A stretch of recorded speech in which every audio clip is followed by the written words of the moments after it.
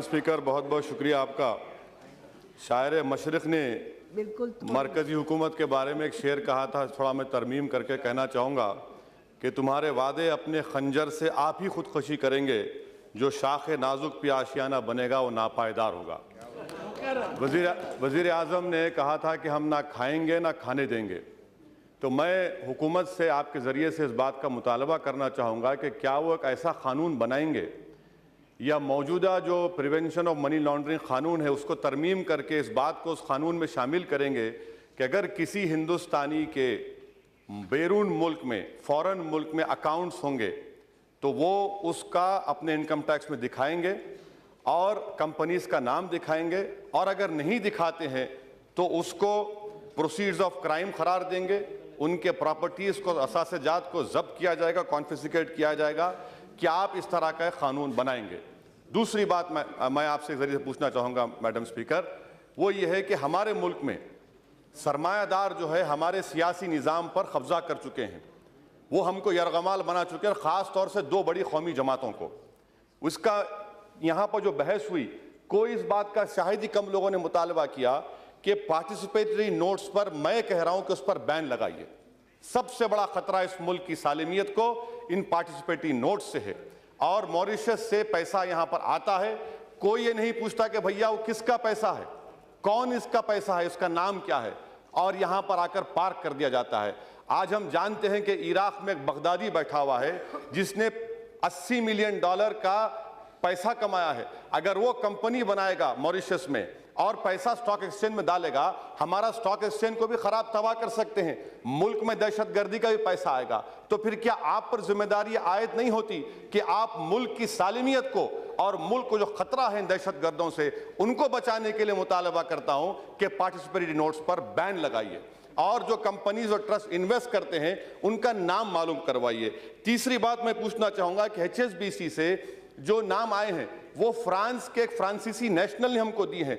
यहां पर मरकजी हुकूमत ये कहती है मैडम कि डबल टैक्सेशन अवॉइडेंस एग्रीमेंट है, एक फ्रांसीसी नेशनल ने, हमारा एग्रीमेंट फ्रांस हो सकता है मगर वहां से आए अकाउंट स्विट्जरलैंड के हैं, स्विट्जरलैंड की हुकूमत ने या बैंक ने हमको नहीं दिया, तो आपको नाम का इंकशाफ करने कौन रोक रहा है?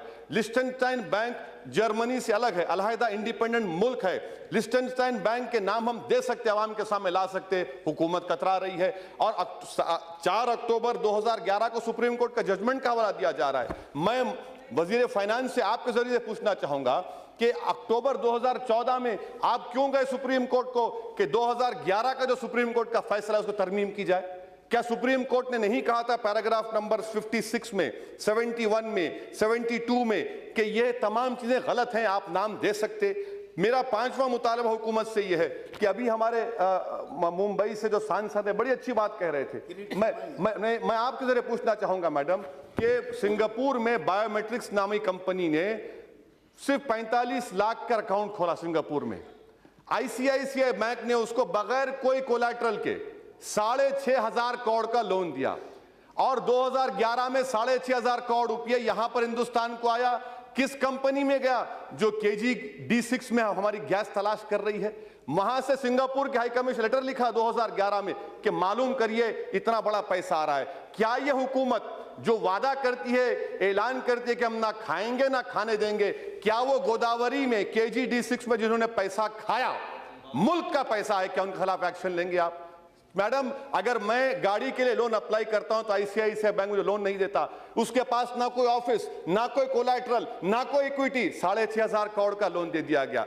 मेरा 5वां पॉइंट हुकूमत के आपके जरिए है मैडम कि आज हमारे वजीर आजम और बहुत सी बड़ी जमात के लोग एक बहुत बड़े सरमाएदार के एयरक्राफ्ट में फिरते हैं। क्या यह बात गलत है कि SIT ने कहा है कि इस सरमाएदार की जो पावर कंपनी के जो इक्विपमेंट थे, इसने गलत ओवर प्राइसिंग करके 9,000 करोड़ का टैक्स दिखाया, जबकि सिर्फ 3,000 करोड़ के टैक्स थे। 5,500 करोड़ कहां गए मैडम? क्या हमारे वजीर आजम उसके एयरक्राफ्ट में बैठना बंद कर देंगे? क्या हमारे बरबसरे जमात के लोग उसको दूर कर देंगे? अगर आप ऐसा कर सकते हैं तो जरूर करिए। मैं आपके जरिए से पूछना, हो गया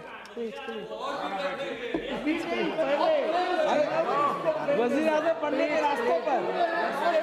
मैडम देखिए मेरी बात, निशिकांत दुबे उस ओहदे में नहीं निशिकांत दुबे साहब, मैं अदब से कह रहा हूं मैडम, उनके जरिए से, मैं फकीर आदमी हूं, मैं खलंदर हूं, मैं रोड पे चलने वाला हूं, आप हवाई जहाज मुड़ने वाले हैं भाई, उड़िए, हम कहाँ हैं मैडम? नहीं, मैं अपनी बात को खत्म कर रहा हूं मैडम। ये दो अहम मिसालें आपके सामने दे रहा हूं, KG-D6 का और ये पावर कंपनी का। ये आपके लिए चैलेंज है। अक़वाम मुत्तहिदा के, यूनाइटेड नेशन का जो कन्वेंशन है, आर्टिकल 14, 23, 40, 46, 52, क्या आप इसको शामिल करेंगे? ये आप मुल्क को गलत बावर करा रहे हैं। आखिरी बात मैडम, हमारे हिमाचल प्रदेश के रुकने पार्लियामान ने कल कहा था करप्शन के बारे में। मैं उनसे पूछना चाह रहा हूं, भैया IPL का क्या है? IPL क्या है? ये IPL क्या है? ब्लैक मनी का हिस्सा नहीं है? IPL को क्यों नहीं बर्खास्त करते? सुप्रीम कोर्ट में मुडगल रिपोर्ट आई, मरकजी हुकूमत ने क्या जवाब दिया? कुछ जवाब नहीं दिया। मैडम, मैं अपनी बात को मुकम्मल करने से पहले हुकूमत से बात बता रहा हूं कि हिंदुस्तान की 100 करोड़ की आवाम आपसे पूछ रही है कि मेरे 15 लाख कहां है? वो गरीब जो भूखा प्यासा रहकर, वो खातून जो भूखा रहकर वोट डाली, वो जो नौजवान जो हमारे मुल्क का 60% की आबादी का हिस्सा है, वो आपको याद, में खत्म कर रहा हूं मैडम, वो आपको याद दिला रहे हैं कि मेरे 15 लाख आएंगे नहीं आएंगे। तो अब की बार 15 लाख का नारा आवाम का होगा, और आपको अभी नहीं 2019 तक तो आप जिएंगे, मगर ये ऐसा जवाब मिलेगा। मुझे ये फर्क समझ में नहीं आ रहा कि यहां से वहां पर एक ही जबान बोली जा रही है सरमाएदारों की। शुक्रिया। दुनिया की कोई ताकत नहीं है जो हमको ला इलाहा इल्लल्लाह मोहम्मद रसूलुल्लाह बोलने से रोक सके। और अजीज दोस्तों,